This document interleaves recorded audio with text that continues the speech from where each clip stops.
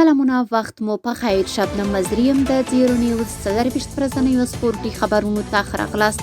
چهارشنبه ده د 1404 هجري لمریز کال د لندۍ 19 او د 2025 زیږدیز کال د ډسمبر 10 ده. مننه چې له موږ سره یاست. زموږ پاڼې هرومرو خوښې کړئ.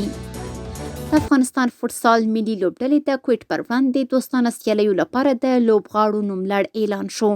ټاکل شوې ده چې د هیواد ملي لوبغاړي د 15 ورځني تمریناتي کمپ لپاره کویټ ته لاړ شي او د دې کمپ په جریان کې به د ډسمبر په 20 او 22 نیټه دوه دوستانه سیالۍ ترسره کړي.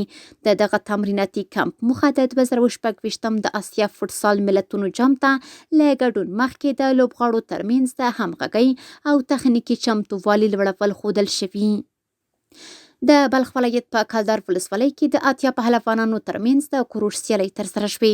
په دې سیالیو کې ګډونوالو په بیلابیلو وزنونو کې له یو بل سره سیالۍ وکړې چې په پایله کې د 15 جوړو لوبې مساوي اعلان شوې او 15 پهلوانانو د اتلولۍ مقامونه خپل کړل.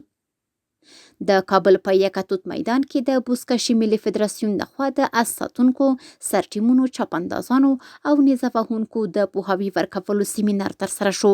په دې سیمینار کې ګډونوالو ته د افغانستان د ملي بوزکشي لیګ د اووم پړاو لپاره د یاما پیټرول قانون، مقررات او طرز العملونه ورښودل شول. د سپورټ له ډګره وروستی خبر همدا چې د وزلوبې دوه قرغیزستاني لوبغاړي مناس نیازوف او عمر بیگ د سرپول لوبډله کې د ګډون لپاره پرون کابل ته راورسېدل.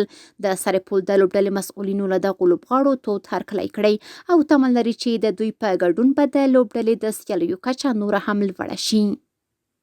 سپورټي خبرونه هم دومره وو. په خواله رسنیو باندې فیسبوک، انسټاګرام، ایکس پخوانی ټویټر، یوټیوب او ټیک ټاک زموږ خپرونې خوښې او موږ تعقیب کړئ.